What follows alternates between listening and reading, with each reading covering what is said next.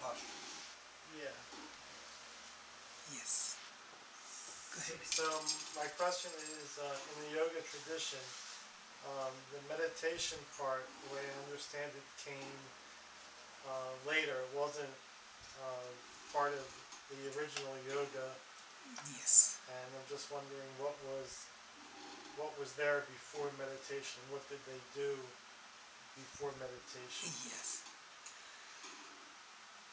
That whole tradition started by yogis in ancient time in the valley Ganges, on the Ganges and near Putilo, Himalaya. They were searching. They were searching using their body and mind as their laboratory. So they got attuned with higher power. They found mantras. They found Vedas, like describing glory of nature and all this kind of different kind of prayers. Yes. Then different tradition came, just like so many great masters. So all the Upanishads were written by so many masters whose name are not known. And also there are so many Upanishads, I think 10 are major Upanishads, and they don't know the time when they were written, like 5,000 years ago, 2,000 years ago. But all of their meaning is the same. Then their exploration was, who am I? Exploration of self.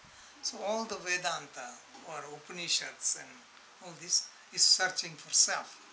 And later on, like Patanjali made it more systematic, 200 BC, and then he mentions meditation, like Raja Yoga, like 8 steps to yoga, Yama, Niyama, Asana, Pranayam, Pratyahar, Dharana, Dhyana, Samadhi.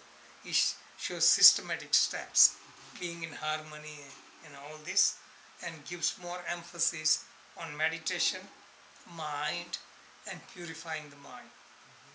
Then later on, physical yoga came into existence. Patanjali only described asana as sitting steadily. That's all he talks about, asana. So you can meditate. In Bhagavad Gita also, just like sit in steady position, watch the breath, that is all it gives. So Hatha Yoga came about 700 AD, Hatha Yoga, Pradika, all this came.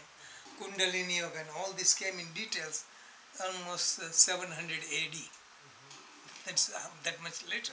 All this time, they had all the practices but nothing systematic until it came into existence. So Hatha Yoga mostly deals with prana, breath, control of energy, and then a little bit of locking the prana, and also physical exercises, also mudras. These are important.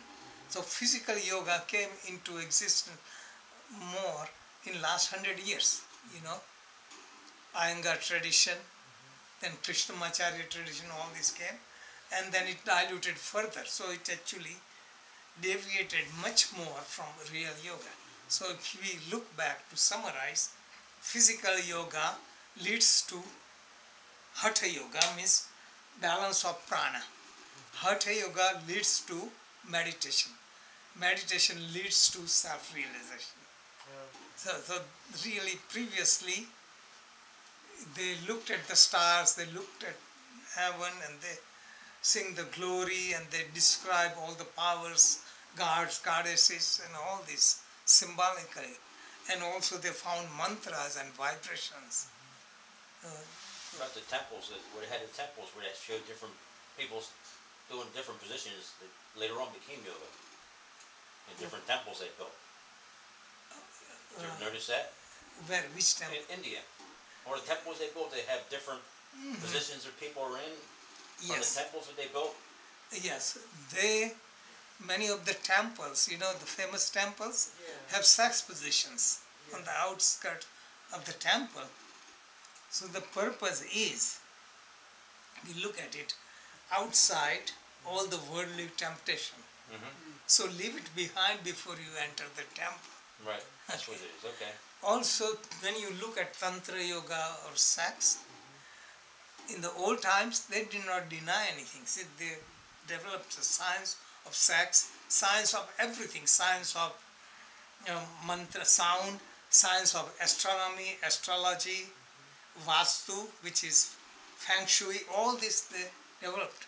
Classical music, classical dance, all this they developed.